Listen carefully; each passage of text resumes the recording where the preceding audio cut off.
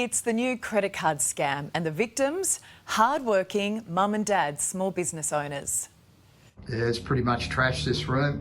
It's nonsense. It's people who have stayed here, they've enjoyed our hospitality, and now suddenly they don't want to pay for it. That's legalised theft. That's unfair. Marion Simon is hopping mad. So is Chris DeClosey. I think it's very dishonest what they're doing, and they're taking advantage of mum and dad operators more so than anything else.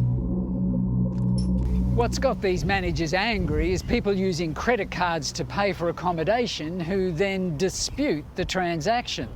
It's called a chargeback, and according to the managers, the banks almost always side with the customers, leaving their businesses out of pocket. Chris, I'm sitting here with 6 chargebacks that have happened in the last 3 months. Within my businesses, in the last 2 months, we've had over $6,000 worth of chargebacks. That's been a direct impact to our bottom line. These Gold Coast managers say there are 2 types of credit card scammers. The first are those using stolen credit cards to pay online. The customer will arrive late or after hours, so there's no sighting of the customer, there's no interaction with the on-site manager.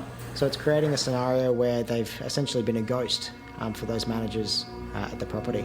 By the time they've enjoyed their holiday, the card is declared stolen and the banks refuse to cover it. I've coined a name for them called money miners. If it's a fraudulent case where they're using a stolen credit card, we'll often find that drug paraphernalia within the room or damaged holes within walls to the point where they've had a large party. Just absolutely trashed.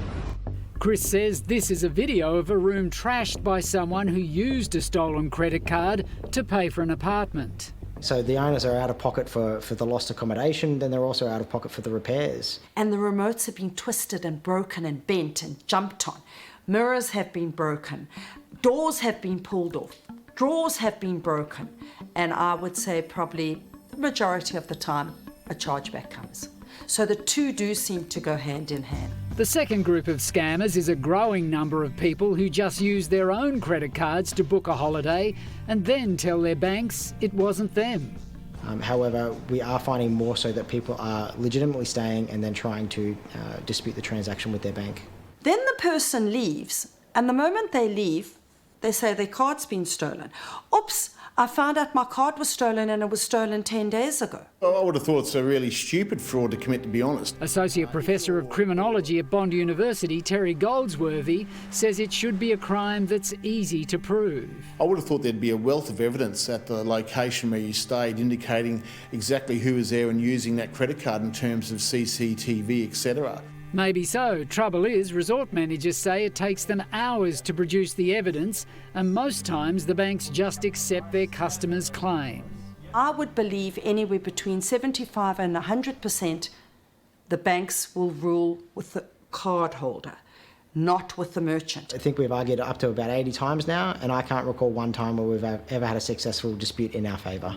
Worse still, both Chris and Marion say it would be easy for the banks to stop this kind of fraud by using a 2-step verification code on credit cards. There would be no such thing as a fraud case then, because every customer would have to verify that transaction. And I'm begging the banks to take this seriously and to put into place the necessary verifications that we stop this in its tracks once and for all. I think the onus on the banks is that they should be investigating this properly, because if you allow behaviours like this to go unchecked, they'll just increase in nature. We've had somebody in the industry who had 3 in the last 2 days. Wow. 3 in the last 2 days. And believe me, they can go anywhere from $600 up to thousands and thousands of dollars.